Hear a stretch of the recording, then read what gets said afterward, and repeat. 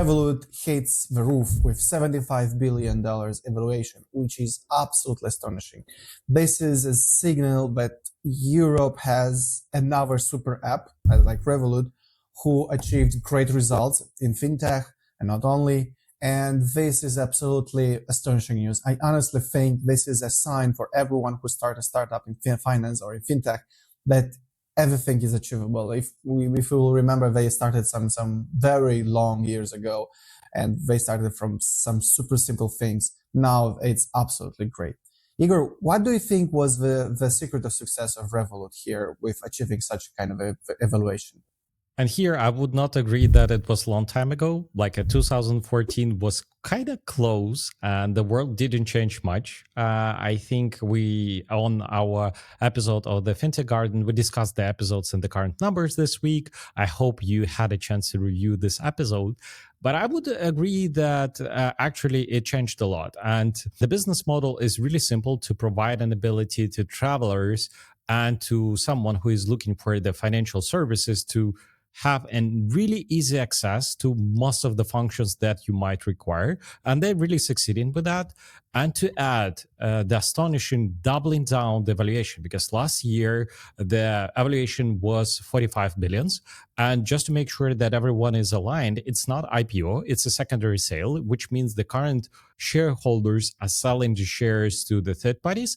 And it shows the momentum. The banks and the fintechs who already on the market, they squeezing the margins, they progressing, and they show really astonishing numbers to the market. That's why the evaluation is skyrocketing. So they're doing great. And I think we will see even bigger numbers. So is your prediction for the next year that Revolut will be evaluated more than 100 billions? I think this will happen. Not sure when, but I think this will happen because Revolut proves that they can go, close to geometrical progression on this side.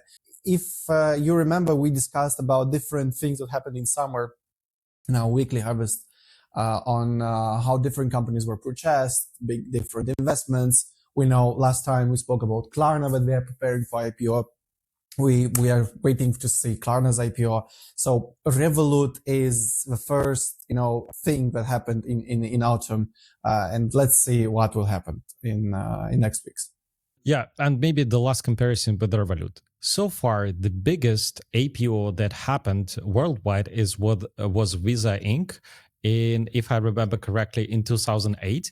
And the number was a really big number by that time. In 2008, during the issue with the real estate on all the financial crisis, it actually was $17.9 billion. And just in compared to 75 billion before the IPO with Revolut, it shows the astonishing growth of the industry. So that's, I think, gives a really good ground for future growth and extension or expansion to other countries for Revolut and digital banks like this type. I think we can jump into the second news, which is European payment innovations. And what do you think? This week we saw that Europa, that's a new European payment initiative, kicked off, and they planning to do start the implementation phase in the December this year. And is it really the change of the way how the customers are buying online? Because the mobile paying alliance in Europe is ramping up, and we see the changes that Revolut integrated with the local wallets, which is allowing the acquiring not through the Visa MasterCard. So what do you think about this initiative and overall the news? EuroPA is becoming a part of European Payment Initiative is absolutely a great step.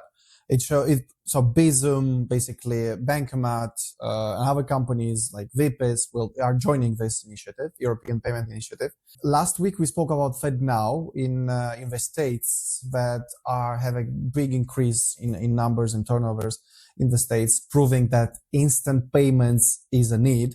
Of course, in the European Union, in Europe, continental Europe, we have instant payments for years, but unifying instant payments from different countries with similar legislation, but in the same time, different countries with different, IBANs and so on in one single thing and make instant payments and leveraging SEPA on totally different level is absolutely great news.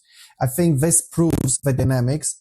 European Union is becoming much more unitary in regarding not only financial, not only monetary system, but also like financial instruments, financial institutions, regulations, because European payment initiatives is not only englobing and helping people to transfer money from one side of Europe to another, like in seconds or milliseconds, but also means standardization, compliance, regulations that are, under one single roof, that are the same and the single as a unitary body, which give a possibility for companies that works, fintech companies that works in European Union currently, to help them in future to extend in any other countries and provide services easy.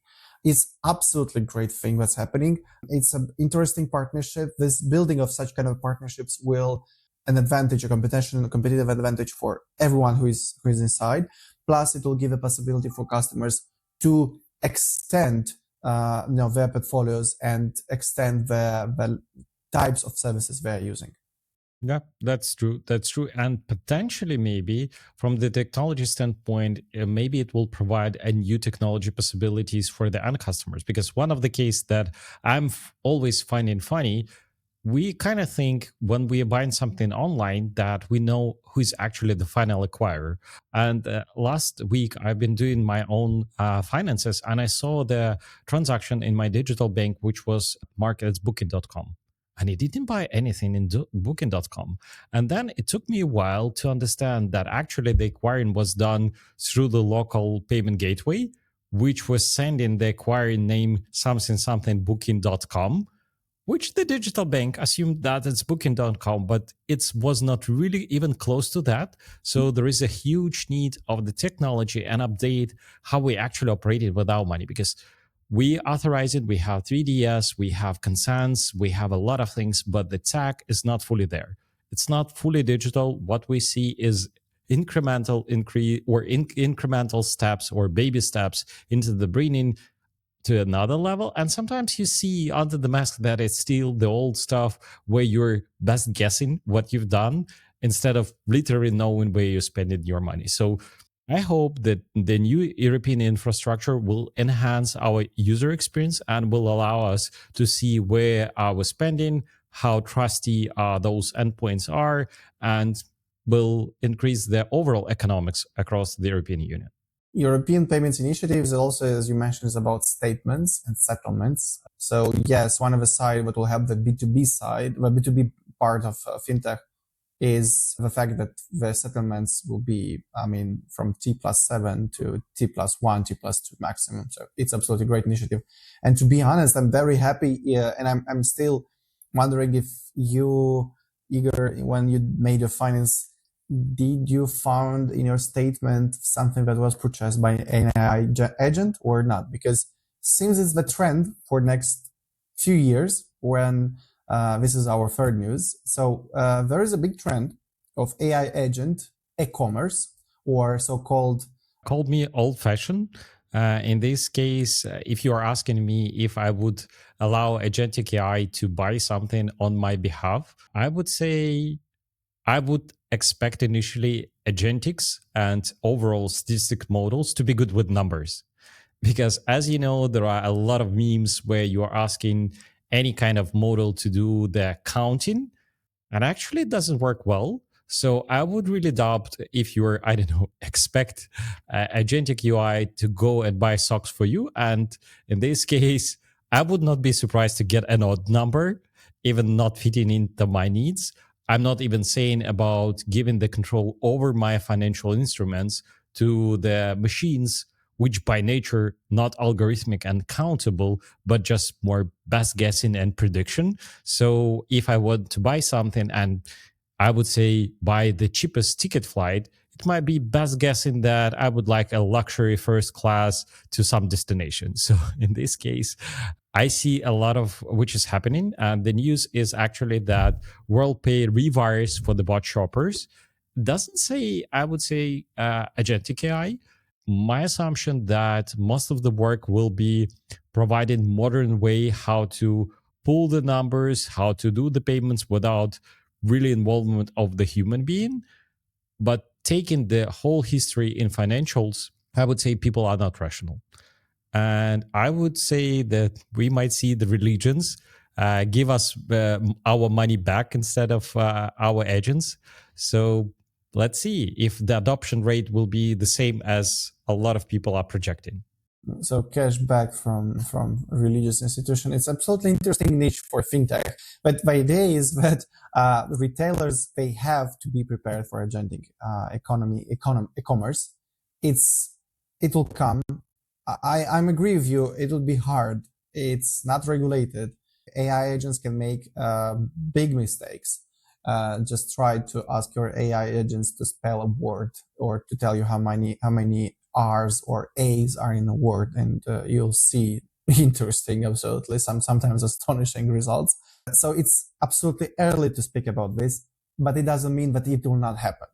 The market needs this. People needs this. One of the research is just Google on internet, and you'll see that Siri or agents already existed for years. They receive a big numbers of requests.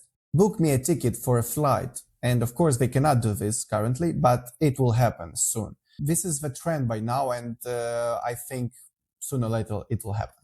And these are the news for this week. Wish you all of you to have a nice and good weekend, and see you next time.